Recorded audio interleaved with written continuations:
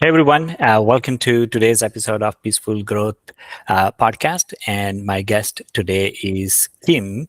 Kim is a founder of Stranger Studio. That's a company behind some of the popular plugin like Membership Pro, Paid Membership Pro, Site-Wide Sales.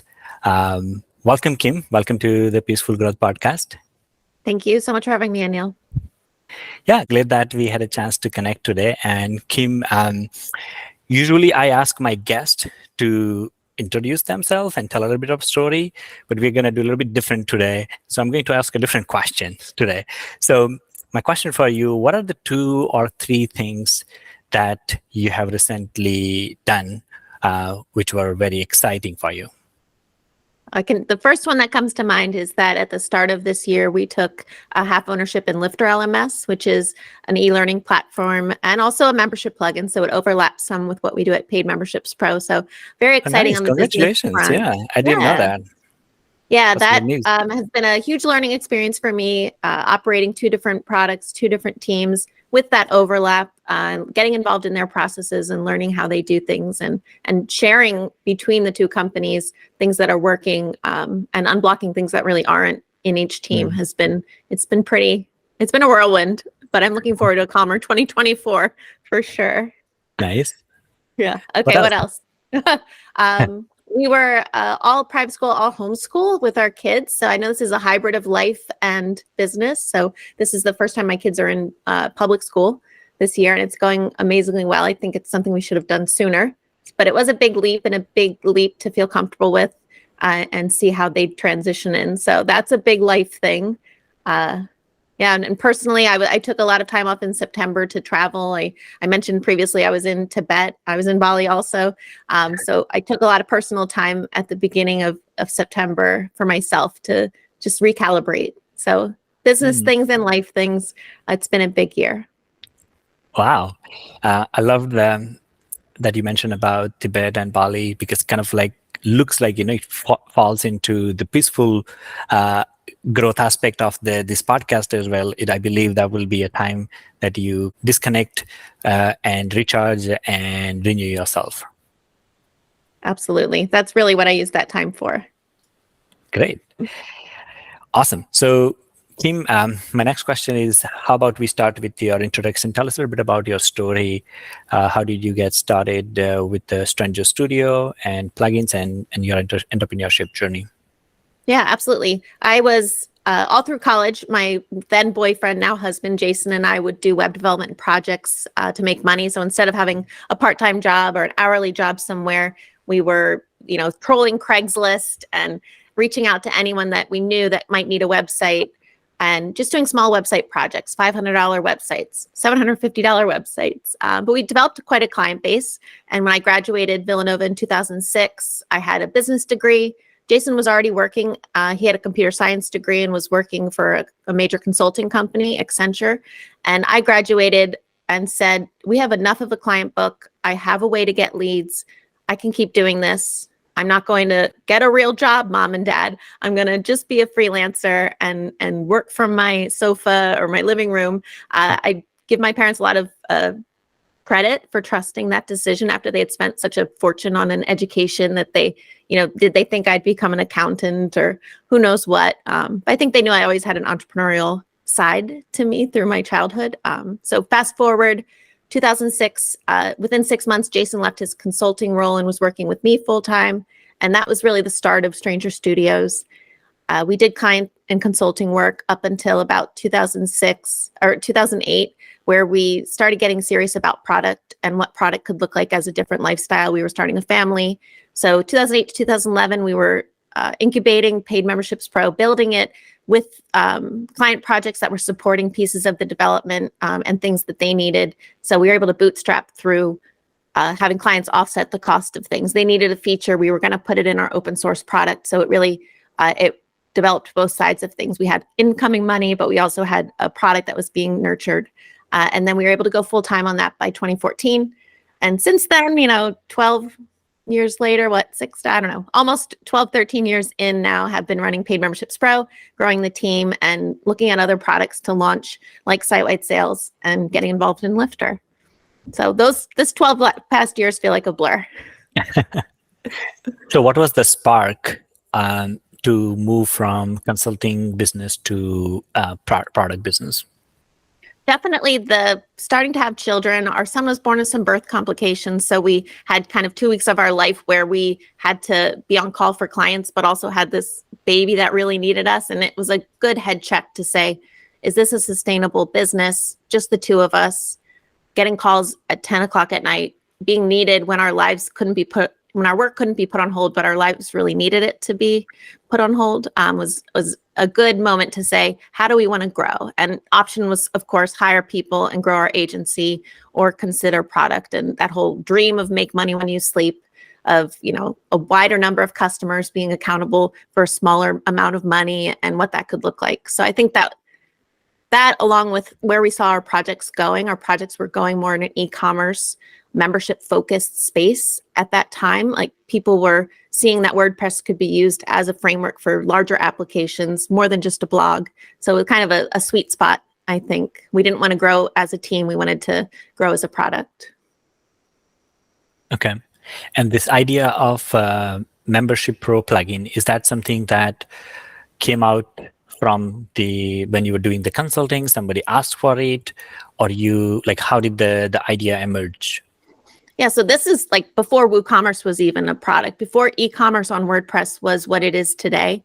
There was other smaller e-commerce platforms. There was S2 Member was an option. This is before MemberPress, before Wishlist Member even, and right around the time of Restrict Content Pro. So I'm throwing a lot of names of our competitors, but it was before there was a plugin you could say was like the membership plugin for WordPress. So that was that ecosystem, and also client work. More clients were asking for portals for things for their coaching. They wanted like a little quiz people could take, or like a coaching platform where people could log into their existing WordPress site and manage the relationship through the coaching, manage and access some training. So that idea of protected content in a WordPress site that required a login was kind of emerging. And it didn't have an e-commerce component right away. That came later, where we said, this isn't just user registration and content restriction. It's also a subscription business for people.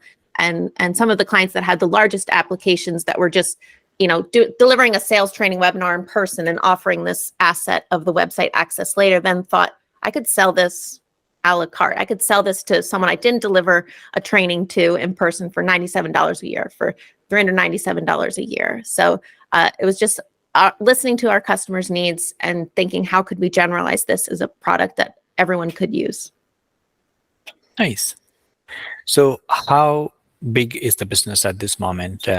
How big, your team size, revenues, customers, anything that you can share? Yeah, I have it pulled up. We have 13 full-time team members in Paid Memberships Pro. Lifter has almost 10, I think, full-time team members. The business itself is on set to do like 1.6 million this year. So a huge business that's grown roughly 20%. Some years were larger jumps. I'm looking at the revenue chart. I don't want to show the real revenue chart without getting approval from Jason. But I can tell you every year it's like about a 20% growth. It's interesting to watch. Our business is a subscription model. So it's interesting to watch as the years have gone, what percentage are new customers versus returning. So I know people look a lot at like, what's your MRR? And they throw these metrics around, but it's as a subscription business grows over the lifetime, like a larger percentage of them are your retained customers. So we look at the new customer growth and we look at the current customer growth, and it's usually like 60-40 new to returning. So 60% are returning. And if I look back to 2017, it was like hugely outsized of new customers, right? Like 75% were new. So that's just what a subscription business looks like over its life cycle with that retention. Our plugin itself has over 90,000 installs in WordPress.org. Wish we had better stats for that. And our paid to free users split. We have like about 10% of the people using our platform are paid customers. So it's largely leaning toward free. The plugin itself is 100% open source and free. So about 10% of our user base is a paid customer. Okay. Well, 20% growth rate is really a great success, Kim. Congratulations. Well done. Thank you. Yeah. You want to share some numbers about your products and kind of, I know you've been in business a long time as well. So how does I think people often like to hear like ratio of new to returning and things like that, how that tracks. I feel like it often is very similar among products like ours. Yeah. So we have, I have three different businesses. One is more like consulting and agency. That's our main, I think, business, Multidots.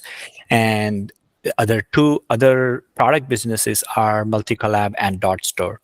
So with Multidots, where it's more like agency, we don't do any plugins there, but that agency business itself is somewhere around 3.5 to 4 million a year. And our product, especially the Dot Store, that's something that was 7 year old. So we started, I believe, 2016, and that's doing somewhere around 300,000 a year. Roughly, and Multicollab is a brand new product. So we just started launched the paid plan a year ago. That's doing somewhere around 35,000 a year right now. But one thing, as we are talking about the revenues and the growth numbers, one thing that I really appreciate and admire that you are sharing the numbers, because that's the one thing that I've been having a discussion with someone during the WordCamp US. I was like, yes, WordPress community itself is so open, and we always constantly try to be open about our code, open about our culture, and we write and share tips and strategy. But I have seen there's still some reservation and discomfort in sharing the revenues. And so that was the one thing that when surveying my listeners, like, hey, I'm starting this podcast and I'm going to talk to WordPress entrepreneurs and some web and digital entrepreneurs. What are the questions that, you want to ask me, or what are the questions that comes to your mind? And majority of them were like, hey, we would like to know how, if WordPress product business is profitable, if WordPress product is really something that I can consider as a goal. I'm sure like my success and your success is not an example that someone will also build the similar success. We all have a different goal and different product. But the idea is that, if we are more open about sharing the numbers, sharing how our growth looks like, it will help or inspire someone else, who is on this path. Absolutely. I think people look at WordPress and think, how can you sell free? How can you monetize open source? And there's a movement to commercialize open source. And the more we have these conversations, that it can be profitable, and you get, so many benefits by having open source code, in my opinion. I think that other people will catch on. Yeah. No, thank you once again for sharing those numbers. I think that was really great to see what your growth looks like. Now, Kim, the next thing this is also one of the popular questions that during the survey I found out from my audience, that what they want to know is that when it comes to a WordPress product or plugin business, people struggle at two different stages. One is when they launch a brand new product and idea, right? Getting your first 100 customer, because that's where your product is not popular. You're still figuring, you don't have that an unlimited amount of budget to spend on marketing and PR and all that. So how you gain your first 100 customer, that's kind of like one area where they want to learn from the other entrepreneurs like you and me. So that's my question, that if there is anything that you can share in order to gain your first 100 customers, what did you do and what worked? I'll storytell a little bit of what strategies we did, what we tried, what failed, what we enjoyed. So we entered a market in 2011. The plugin went in the WordPress.org repository. There was S2 Member. That was the other competing membership product in that space. We did fully open source. We did all of our payment gateways with the recurring subscription pieces within the core product, which was new. A lot of people were modularizing and moving components like that into like a paid extension. But we were like, there's already one person doing this. How can we compete in that space? So we thought, like, let's be feature complete. Let's fully embrace open source. Let's be as open as possible. And we're not going to give someone a plugin that does like 95% of what they need and force them to pay. That creates, a bad conversation with the customer. Like, I want to get paid. You're called Paid Memberships Pro. I have to pay for this extension to do gateway stuff. So we wanted the core product to be functional and complete. So I think when you're deciding what features are premium and not, you can create artificial walls just because you think that's what people are going to pay for. But if growth and user base is your goal, which it's always been for us, our goal is to become the most used membership platform for WordPress. And to reach that goal, we have to consider our free users as importantly as our paid customers. So being feature complete was something that really helped us. And also early on, we did a lot of like what people call now build in public. Like we did it to the nth degree. Lots of content marketing, lots of blogging, what we were doing, sharing that all on our website, paidmembershipspro.com. We also put our documentation behind a free user sign up. So we use our own plugin to gate content on our website, and we use it to sell our subscription. So that was a trick to help us not only grow as user base was growing. We had a great product. It was free in .org. We also were able to grow an email list alongside that, which is key if you're trying to grow customers. You don't have access to the people using your WordPress product. It could, 90,000 sites. I don't have 90,000 people that check my email or communicate with me or even have an account on our site. But by having that free gate behind documentation, we created a reason people had to give us an email address more than just, don't you want our marketing content? Sign up. Don't you want this lead magnet? Sign up. And very little pushback, which when business owners hear that, they think, are your customers going to be so mad that they have to exchange an email address? A number of people I can count on two hands have complained in 13 years of doing that they needed to create an account, because I think people are used to that. Right. You're using a completely free product, sign up. So growing that email list gave us a path of people to send marketing content to pitch our offers to send deals to. One question on the email list. Do you know that what's the split between the people who are signing up for these emails were from the WordPress professionals or experts versus non-WordPress experts? You mean signing up to get access to our documentation? Yeah. I assume most of them are signing up because they are already using the platform and found it through WordPress.org. It's our largest referral source. Okay. I'm pulling up a report we have about whether this takes a minute to come up. Mm-hmm. We kind of capture part of that free user checkout is asking them, do you already have a WordPress site? Are you already using our platform? And we only ask that of the free users because it's really important that you don't create too much friction for a paid user to fill out a gigantic survey for you before they give you money. So we ask them, do you already have a membership business, and what describes where you're at with our plugin? So I could share the stats on that probably. You want me to share it up on the screen? Sure, if that's okay. Yeah. Okay. So these are of people who submit a free user checkout.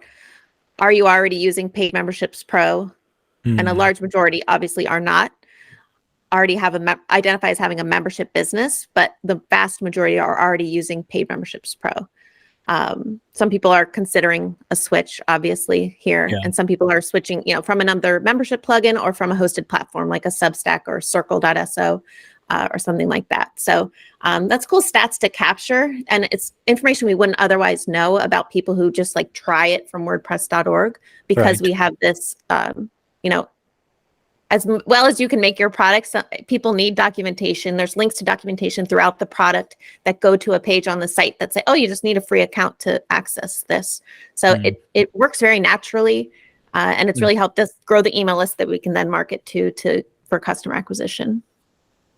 So going back to the question, but now in a different context, that for your product and the business, do you think that your target audience is the WordPress people in WordPress community, or how do you set your branding message or strategies to focus on targeting the people who are in WordPress, who build like developers, designers, and agencies who build on WordPress, or the publishers or writers or businesses who doesn't know anything about the WordPress, but they just want to run their business on WordPress?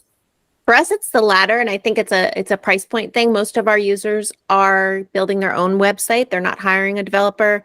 They're the thought leader. They're the creator. They're the association manager. They're trying to create the community. So they're a lot like us. They're entrepreneurs. They found WordPress because it's so largely used on the web. It is an option that's more cost effective.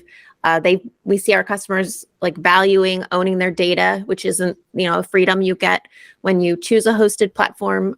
So it's a less expensive on-road to creating a membership business than it would be to like double down on a hosted paid platform.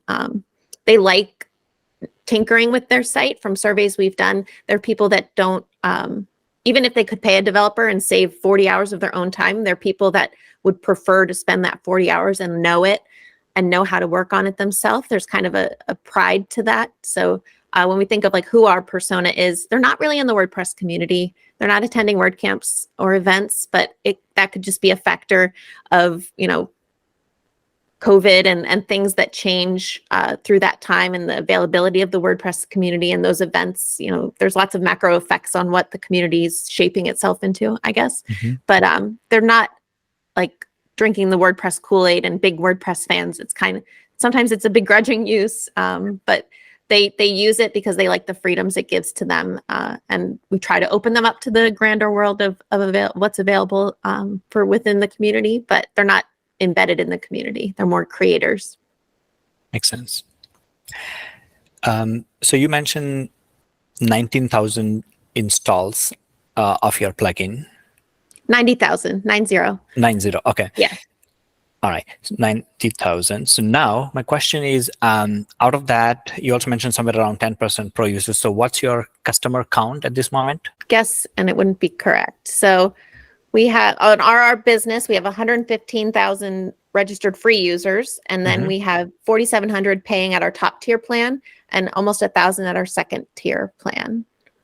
So, 5,500, almost 6,000 paying customers with the locked-in recurring subscription in the site. Yeah, and we've talked about we've had a lot of pricing models over the years, and that's always something that ties into growth and ties into those first 100 customers. But our current plans, our highest tier plan is $397 per year, and our second tier is $247 US per year. Okay.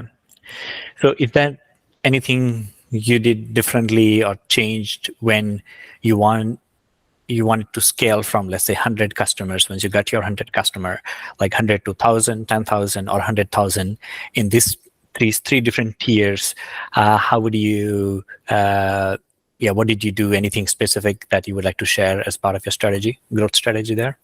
Yeah, we've consistently raised prices over the years, but we've supported legacy pricing for our existing customer base. I think people are afraid to test pricing models and to test price increases. I have a lot of articles I've written about testing a price increase just by showing a higher price and then actually showing it cheaper on the checkout page. You can do a price increase with a promotion and a discount, so it kind of eases the burden of the eyeballs already in your window.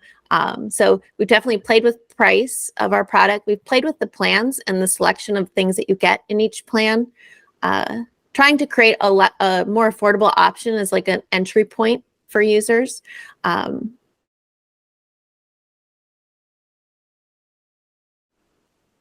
wouldn't say any one of these helped jump from a certain count of customers to another. No, I don't know that I'd attribute it to that. We never did a la carte product. Okay. Like individual, which is another model if you're a plugin developer and you're considering like having an extension store versus a bundle. Ours was always a bundle, and I think that made it accessible to people to self-select which bundle fit them best, because both plans are designed based on how robust of a membership site you're building and how much development you want to have to do. The higher tier has some add-ons that require more customization, and then the lower tier is more beginner friendly and accessible for a basic site. So yeah, I don't know that I have a good answer to what helps those jumps happen. I think it's just longevity, continuing to release a great core product, and making sure that you're always, matching price to value for your customer base. So what about, let's say, what are your top 2 channels where you're getting most of your customers from?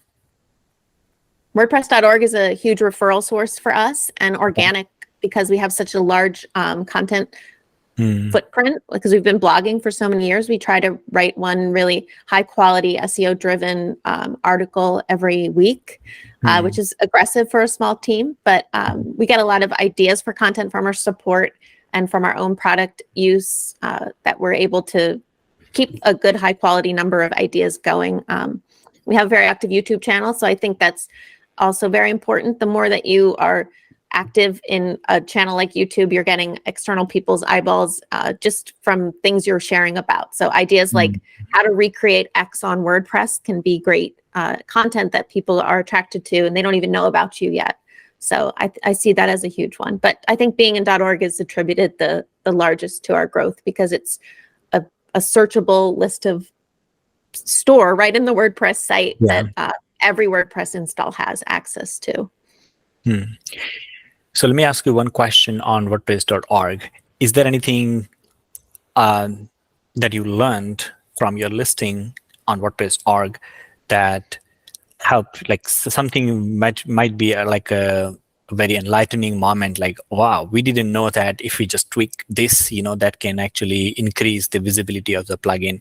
So any tips, hacks, or learnings that you can share? We did play around, like README is one thing that a lot of people spend time playing around with, and optimizing the name of their plugin, the short description, the longest description, what keywords you rank in. I think you don't have to be afraid to play around with that. If you want to release a README update every day, you can. There's once your plugin's in .org, it's kind of very quickly, if not instantaneously, approved to push a README update. I think I look at high quality screenshots when I look at a README listing, and we did re-optimize those recently. I think that's very important. We haven't done the animated GIF on the repo icon yet. That's something you're going to see a lot of, and more people doing. Yeah. We might do it. We try to follow suit to the most installed platforms, most installed plugins on .org. So when you see WooCommerce doing it, it's like, okay, this is fair game now. We're going to start doing this. I think people don't realize the value of replying in your support within .org. It does impact your ranking, and if you have a large number of unresolved tickets there, they say that it can impact ranking. We try very hard to maintain that relationship, and while following the .org guidelines, providing the free support or redirecting people to the right channel. So a lot of people have a love-hate with providing support through that forum. I think just accept and develop clear SOPs for your team and for yourself of how you'll use that space, and try to deal with the hate that you might get from that space, as easily as you can. Yeah. No, I love those tips, Kim, especially the support, like how we not letting any unresolved support request, and also screenshot. And one thing I also like about it, and I kind of like also try to apply that in our products, is always learn from others. Like, so as you mentioned, that WooCommerce and Elementor, there are a bunch of different plugins who has millions of install. So just see, how they are doing it. There is, of course, there will be something that they must have tweaked multiple different times in order to do that and to achieve that growth. So there's something, there are definitely some lessons and learnings from there that we can take on. Yeah, we used to have a video in our .org README. We took it out because it was outdated and we didn't see a large impact, but I am considering putting one back in. If you spot check, you won't see a lot of READMEs have a video in place, which I took that feedback to say, oh, it's not popular and needed. but that might have been the wrong feedback. And maybe the right feedback I should have said is it a differentiator? And maybe refreshing that video is on my to-do list, however long that to-do list is, but it's not majorly impacting the downloads to not have a video there, but I think it could be a differentiator to include one. Yeah. Okay guys, so if you're interested to check out how Multicollab works and how Multicollab can solve your problems or improve your content publishing workflow, you can go to our website and click on the Try Demo tab in the menu section. Then simply fill out your details and there you go. Now you have access to the demo environment where you can test all the amazing features that Multicollab has to offer. Great.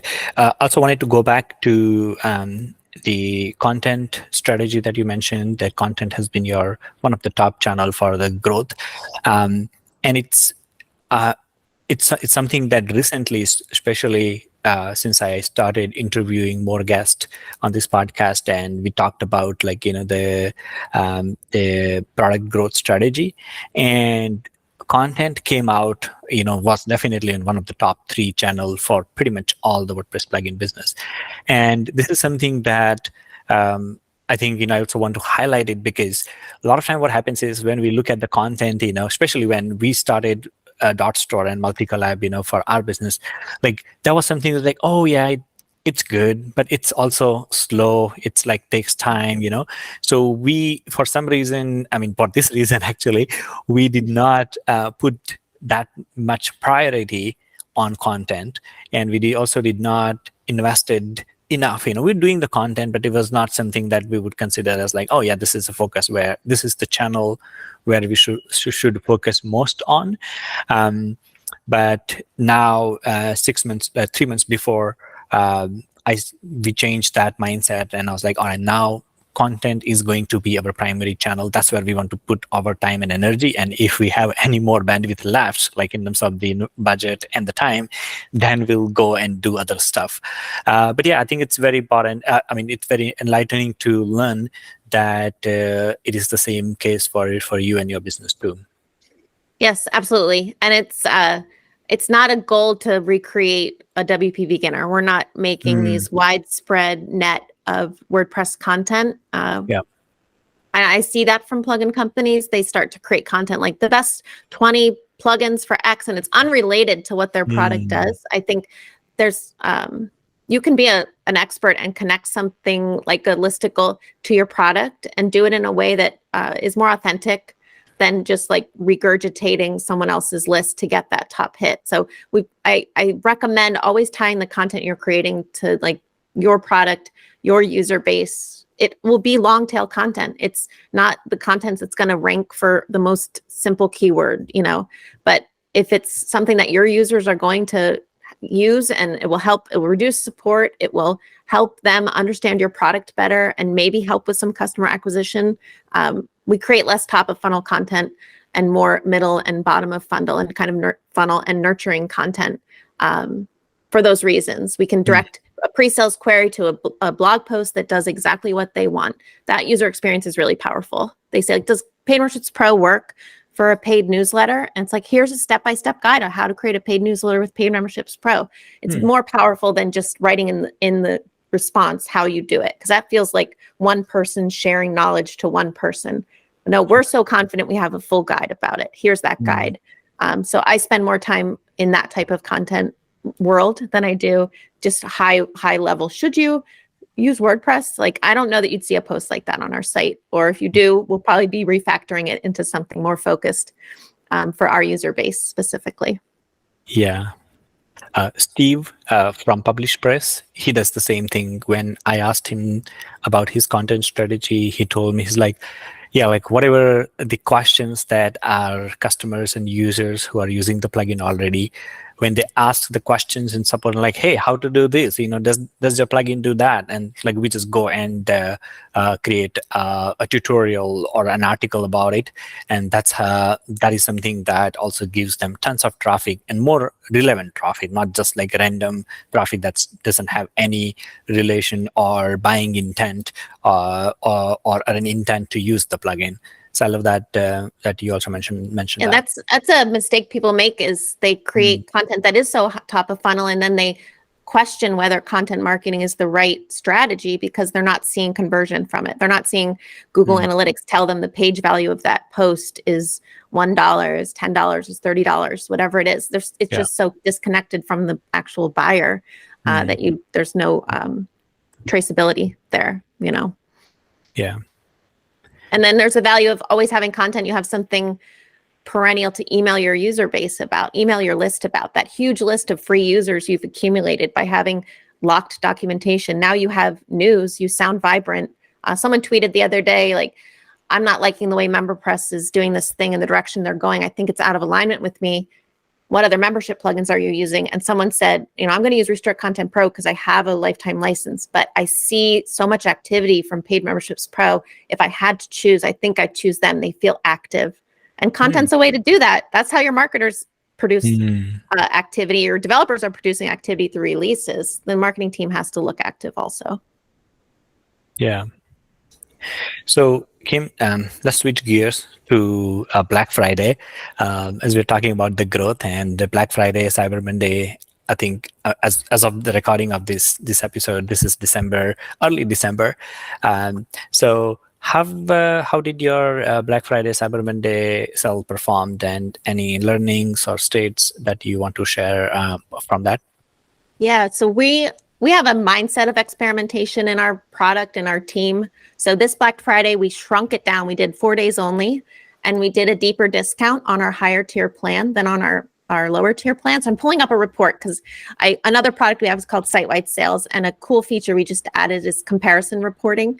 So it can compare a previous sale to a current. So I'm going to share screen once this loads. Yeah, go ahead. So we see a lot of products saying like, oh, I did an all-month sale, or I'm doing a sale through the end of December. And that's a strategy to take. This year we said, let's shrink it down. We'll make our higher tier plan lower. We know what our renewal rate is. We know 55 to 60% of people are going to renew. So if we discount, we did 50%, it was like 49%. So our $397 plan was $197. And we know that next year, 55 to 60% of those people are going to renew at $397 at the full price. So it kind of was a hedge a bet to trust what our renewal rate would be. So this is the 2023. You'll see like this shows, lower banner reach. So this is our site-wide sales plugin. It tracks like an on-site banner, which we I love that like how it can just give this comparison right built into the function. You don't have to do that all yourself. Paid Memberships Pro, WooCommerce, EDD it works with. This is Paid Memberships Pro, obviously. So we use our pricing page as our landing page, which is also a first time doing that this year. You'll see people create these like beautiful interactive Black Friday design campaigns. And for the past few sales we've done in 2023, we said, let's just send them to the pricing page. We know that's a page that converts. It's a page we put a lot of time into designing. And here we are like once off every year creating a Black Friday landing page just for the fun of it. We don't know if it's optimized. We don't know how it converts. Yeah. And we said, like, let's not roll that dice. So all of this year, we've been using our pricing page with strike-through pricing as the sale landing page. So that's also a difference of last year. So banner reach is lower because the sale period was lower. More people hit the landing page because our pricing page is in our main menu. Our landing page for our sales wasn't in the main menu. So the traffic to that page required a click through from a social, from an email, or from a banner. But pricing is a part of everyone's flow. It's in our app and goes right to the checkout page, or right to the pricing page. It's in the menu. So conversions were way higher, and the sale outperformed in such a shorter period of time from the year before. So this is by day. Since the other sales longer, I don't have that data, but Cyber Monday being the best day of the sale. This is all like new revenue. And then comparing new revenue, sale revenue, specifically new customer checkouts from renewals in the same period to the total revenue period of those 4 days. So it was a huge event. And we didn't know how it would go. We didn't know how using the pricing page would go, how having a shorter sale period would go. But it kind of just did better in a shorter period of time with way less design need up front. So it was a fun couple days. Yeah. And what was the discount percentage that you mentioned that you tried this year compared to last year? Yeah, our top tier plan was 50%. Last year it was, I think close to like 34% off. We don't do it as a flat percent. We just make the number make sense. So the product is $397. Last year, I think we made it $247. This year we made it $197. So we lost $50, less per sale compared to 2022 numbers, with the hedged bet of, can we get more people in at a higher tier plan and keep our retention rate the same for next year? So I'll let you know. Have me back in 2024 and we'll see. Did you run a Black Friday campaign with your products? We did. So we did it for Dot Store and Multicollab, the two product brands. Dot Store, if I remember it correctly, I think compared to last year, this year we did good, and I think our discount on that traditionally has been somewhere around 40 to 50%. But on Multicollab, we did not do good, so it wasn't a good campaign. And I think one learning that I learned from that, like we did 30% discount, and I believe that now I feel like 20 to 30% is something that people consider as like, oh, this is something that usually they get it, even the normal days. But when it's come to Black Friday, Cyber Monday, I'm not sure. But I think that was kind of like one thing that I put it down on my learnings from 2023 Cyber Monday and Black Friday was like, all right, try at least 45% or 50% discount maybe next year. We also did the same thing. We did not create a landing page for Multicollab. We went took straight them to the pricing page, because at the same is like, if somebody is like looking at the ad or like wherever, they already know, that, all right, this plugin, and that's something I've seen like in myself too. Like usually on Black Friday, and I buy all the products that are already, I have like a strong interest in, so even if it's not digital, like I like my my moisturizer creams, I was like that this brand, and I was know that like, okay, if that brand has a discount, I'm gonna buy it, because I use that, like, so that's kind of like something I thought about it. I was like, a lot of people who actually want to take an advantage of Black Friday and Cyber Monday, they're not just going to randomly stumble upon your ad and it's like, oh, let me buy it, but somewhere they already have some level of education and awareness about the product, and they were thinking about buying it, so the moment they see a good discount, they just want to buy it, they already have that education and awareness. So with that assumption, we also took all of them straight to the pricing page.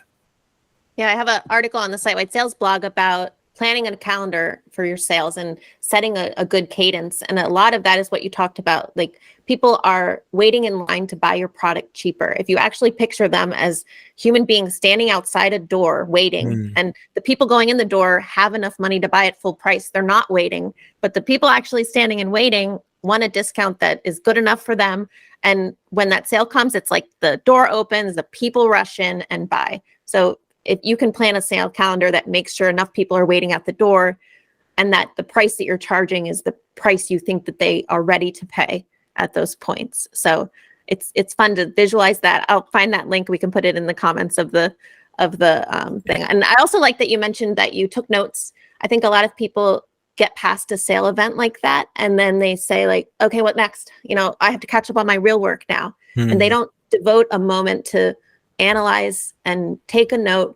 What do I want to do next year? What worked? What should I tell my future self when I run Black Friday 2024? Exactly. And what better moment than when you've just experienced it? Just come out of that. So I do have a stubbed out article for running a sale post-mortem is what we call it in our team. But it's so important. And I love that you have done that. And I think you'll probably find a lot of people are like, wait, what? Is that a thing? Yeah, it's exactly. So what we do is like we use Basecamp for all our operations and all. So in the Basecamp, I asked my marketing managers, like, go right now, create a task, 2024, Black Friday, Cyber Monday, planning and strategy. And in that task, put these notes. So next year, when we pick up that task, because in the 1 year, after 12 months, you and I, we both will forget like what were the lessons, So let's just put all the notes there. So next year, when we think about planning, we start right here, all these learnings. Yeah, great. No, I'm glad that we had a chance to kind of like share some of the learnings and the performance on Black Friday and Cyber Monday. And that's kind of a conversation that I'm seeing a lot as well on posted a Slack channel and a couple of other Slack channels, that people are, some are reporting like, well, we had an awesome campaign, and some of them had a very disappointing, and we had a both, like one product did really well and one product did not do at all. So yeah, we kind of like had a very mixed experience this time. Do you take a moment to set a goal for a sale? We don't always do that, but I think the goal isn't always revenue, but that's what we think the goal is. So it could just be, acquisition of an email, growing an email list, or who knows what it is, or like testing a theory or running an experiment. So I don't know. Do you set a goal? So with our dot store business, I think we were trying to see if we can do 20 or 30% more than the last year. That was kind of our benchmark. But for this Multicollab, because this is the first year we did the Black Friday, so we didn't have any benchmark or something. But I was just kind of like just waiting and hoping that, all right, now we're gonna have a low tons of sales. That was the goal. And sales at all, yeah. Yeah, sales at all. So I told my team member, I was like, if from Monday, I was like, if you get more than, let's say, 10 sales, ping me on the Slack. If you get the 10 sales order, ping me on the Slack. So I wanted to see how our sales perform. But no, I think it was definitely a lot of learning, especially. And what you mentioned is there was kind of like also one big realization for me. Like each product has very different level of involvement from your customers. So at what stage they are already using the product, or they just learn about the product, they're ready to buy, they're not ready to buy right now, they're looking for right deal. What stage they are, kind of like, if you can make some assumptions around and then create your copy and campaign, that can actually also change a lot in regards to the success of your campaign. I like that. Yeah, first year you don't have too many things to go by. So yeah, something at all would be happy. I like that. Exactly. All right, Kim. So now we are finally changing the gear. There was one question that I wanted to just get off the list and then move into the next one. So now let's talk about, we talked a lot about growth. We talked a lot about growth strategy. Now let's talk about the peace and the balance and that aspect of the life. So my question is, what are some of the daily habits and routines that help you to maintain the balance between the peace and growth? Ooh, I'm not good at this. I'll take your advice here, but I am a very capable multitasker, and I know there's conversation that multitasking is not healthy. But for me, I work within the space like of my kitchen in my home, where I am a mother. I will reference things that are very motherly roles here, but anyone could have these roles in a household. But I definitely use my work day to also do home things. So I break up my time. I throw in wash. I grab things out for dinner. I'm kind of constantly operating in both sides, but I think that gives me peace, because I can like drop a note to someone in Slack and I can take 15 minutes to go make the bed, or take the dogs on, more than 15 minutes to take the dogs on a walk. But I don't time box. I don't set a firm schedule for myself, but I allow myself a fluid day to self-direct. My team knows that about me, and certain people on our team can certainly time box if they prefer, have set hours and leave at a certain time. But I've gotten to a place where I don't put judgment on how many hours I'm working in a day, or if I'm working at times where other people would say isn't healthy, and just feel myself and do me a lot, which is something I've grown into as a person, as a human, as a 40-plus-year-old woman. It's something that I feel at peace with, and I try not to create judgment against myself for, because we judge ourselves enough throughout our day.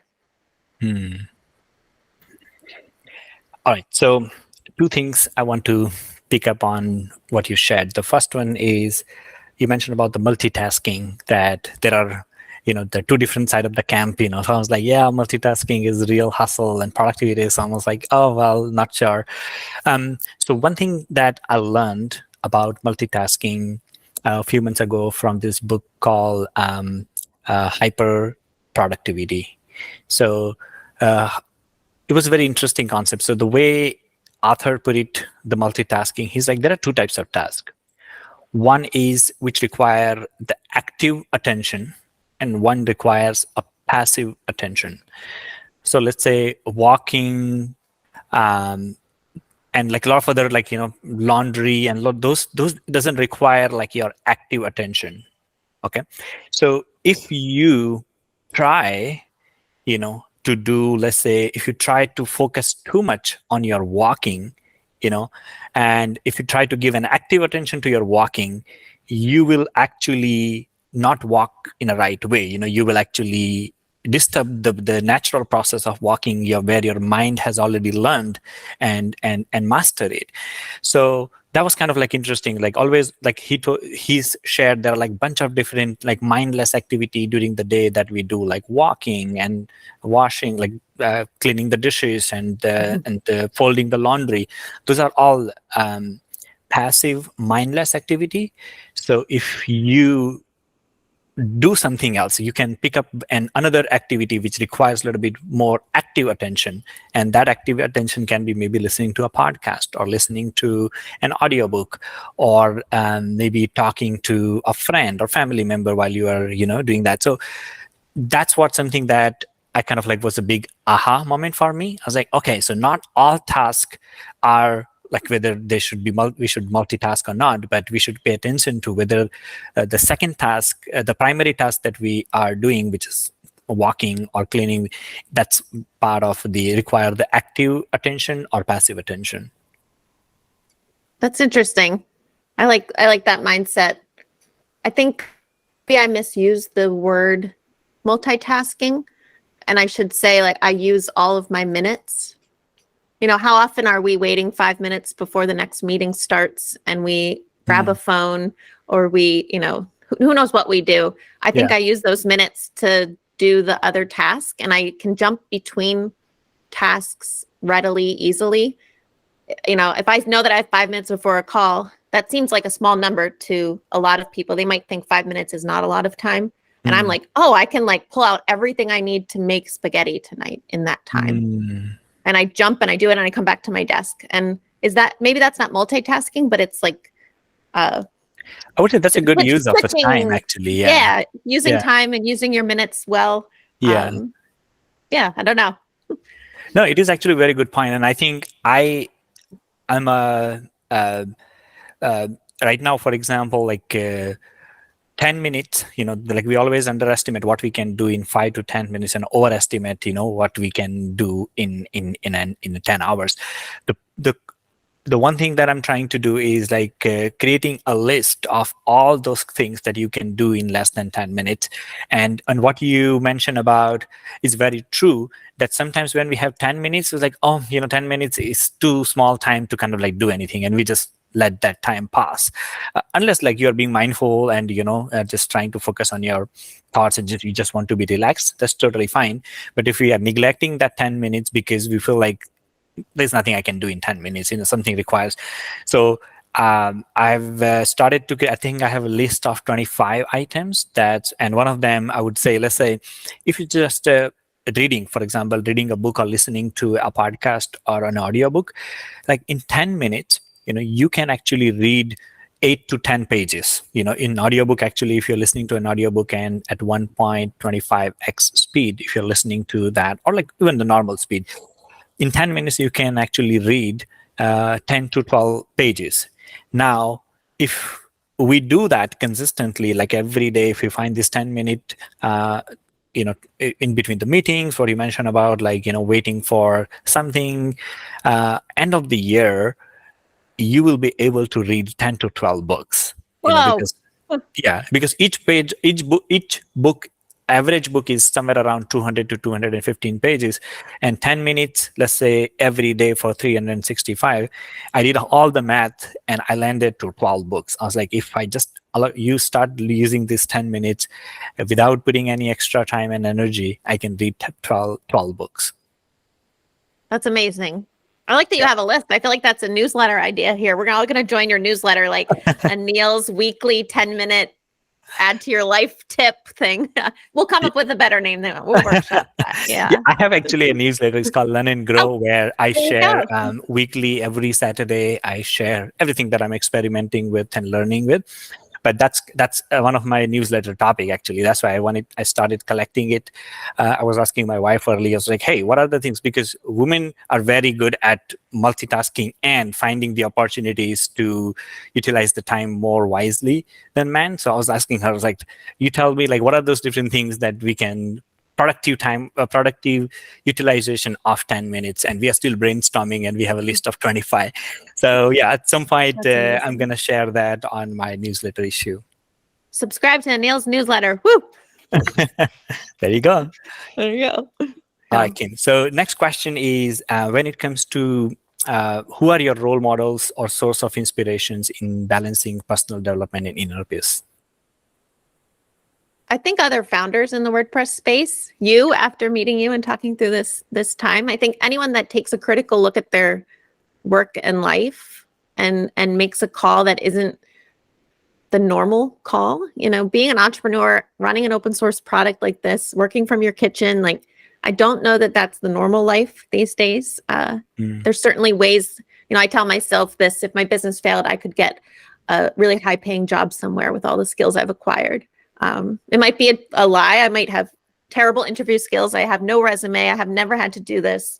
But it's a decision to work this way and have this lifestyle. I look at like Chris Badgett. I look at my husband. I look at Katie Keith from Barn 2. I look at all the people in our WordPress space that have lives very similar to mine and are juggling the things I'm juggling and kind of soak up any inspiration and feedback they can give to me. Yeah, I love that. I'm not a big reader of business books. My husband is, and he will give me like the Cliff's Notes version of a lot of things and things to help my mindset when I'm facing an issue, like, little nuggets he'll read in things. But I think I just like observe everyone around us and stay open to listen and to share. Okay. And what were your biggest learning in 2023? We are almost end of the 2023. Yeah. My husband's big into Michael Singer, who is like he writes a lot of books like about happiness and grief and post-life progression. I don't know what they call these things, but I tune myself into the emotions of the people around me, maybe too much. And I'm learning in 2023 to like still feel empathy, but not feel empathy so much and let it affect me and my mood and who I'm supposed to be. So one of those teachings is that, like, imagine the people around you are a tumultuous sea of raging water, and it's just whoo, and you're a bird. I'm a bird.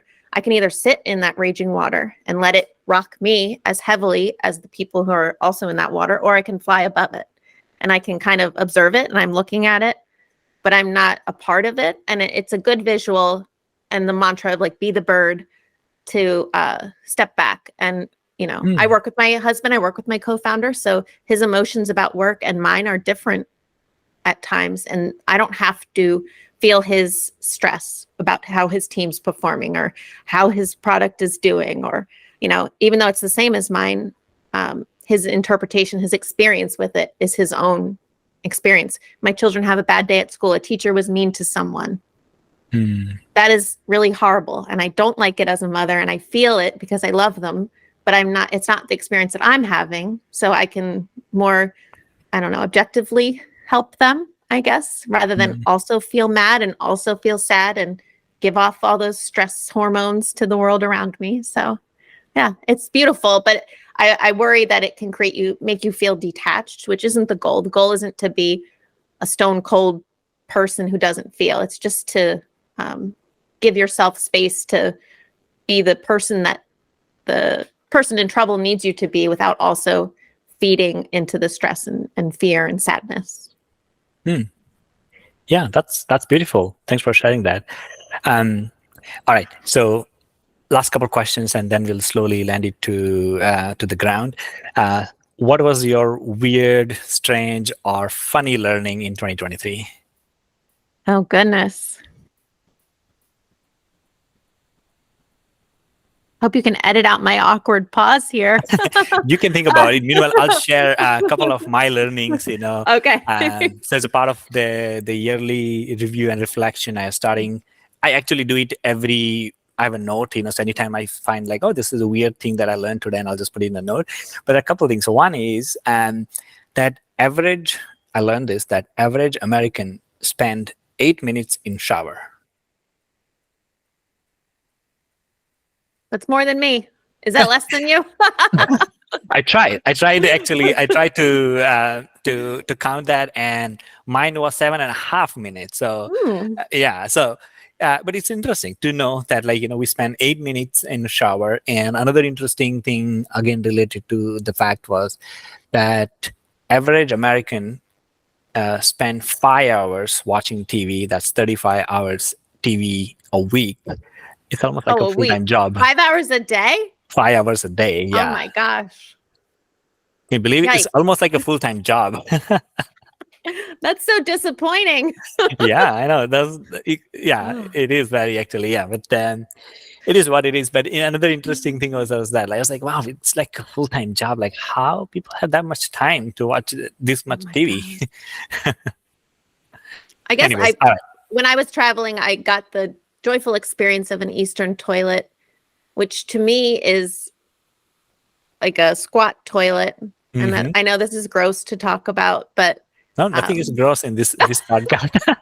That was very iteopening for me to experience. And in a place where I was in Tibet, so a place where like modesty and covering yourself, but then I was in these restrooms that were like wall-less open places where I walk in and I can see other people using the restroom. It was like, to me, like, I was in some pretty rural areas, but that was very, weird. And to experience as a person who has never used that style except like camping, to use a squat style toilet. So, but to know, there's health benefits to it. And I didn't, obviously I'm not sick or anything terrible happened to me. And it's very comfortable and normal to all the people there. I was the one that was cringing and uncomfortable. So, it's a good lesson to just see like that they're, step outside of what you're comfortable with. Even going to the bathroom, you would never think had such variety across the world.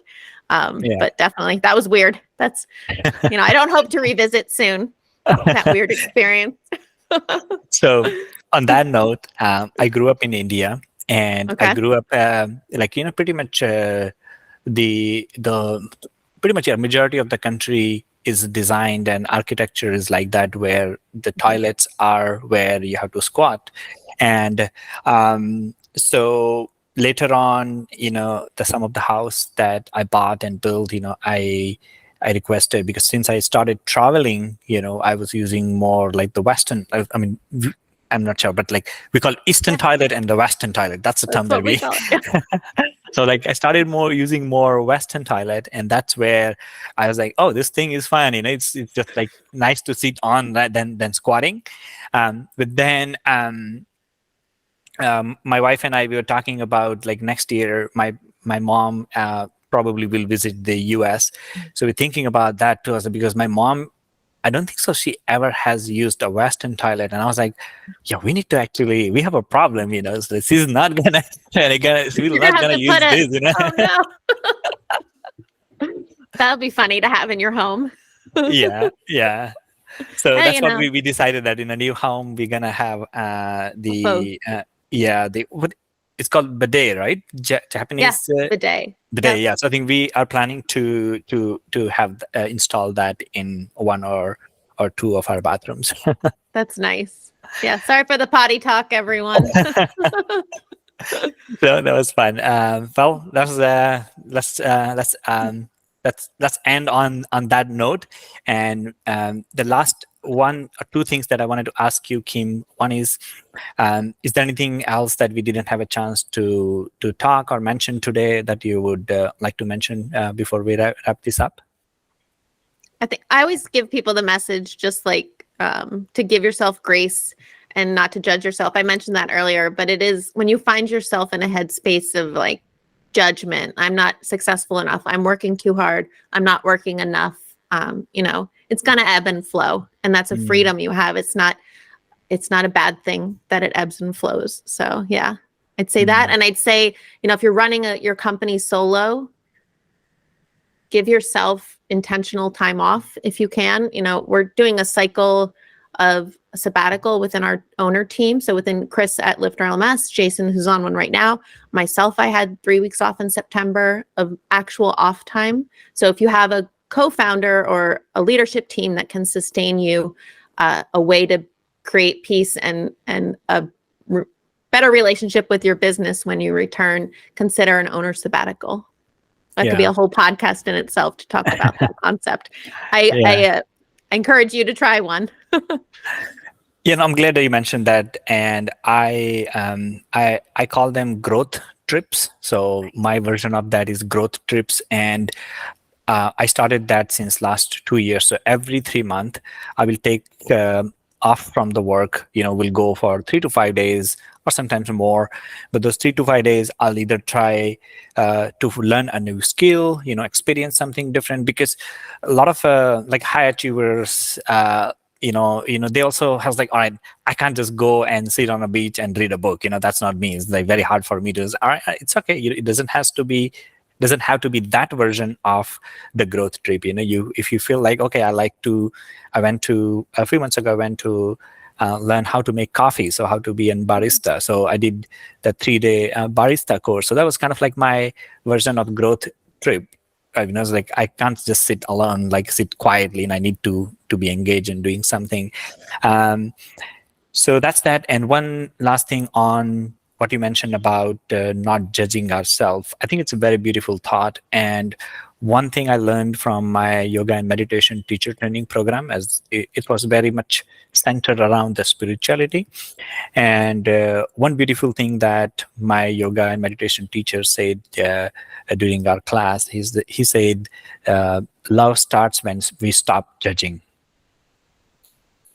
So, and that's like very simple and profound thought, like love starts when we stop judging. And judging is like judging ourselves, judging someone else. But the moment we stop judging, that's where, the love starts. Right? So it's a very beautiful thing. So let's end on that note that, ponder on these thoughts, like, what are those different areas of your life, work, life, relationship, even to yourself, if you're judging and constantly blaming, judging, or making any conclusions around, maybe this thought will help you to think about a little bit differently. Awesome. So with that note, let's bring this to home, Kimberly. And this is the first time I say your full name. Oh, all right. That's so. fine. Yeah. So thank you so much, Kim. You were so generous with your time and also sharing all the tips and insights for a product growth, and also had a fun chat talking about a lot of other ideas and thoughts. Thank you so much for being on the show today. Thank you so much for having me. It was I like the concept of this podcast a lot. So hope everyone else joins. Thank you.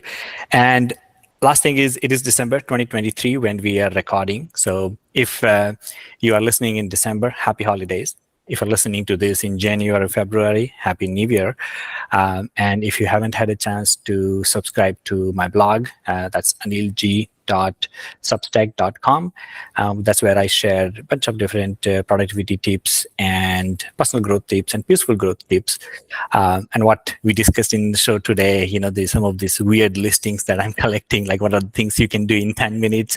What are my weird, fun learnings of 2023? All of that I'm going to share next year in January, next month and next year in January. So stay tuned. And if you haven't signed up, please sign up. Thank you. Okay guys, so thank you for watching. Now if you are interested and would like to try this out for yourself, we offer a 30-day free trial of our Pro plan where you can test all the Multicollab features.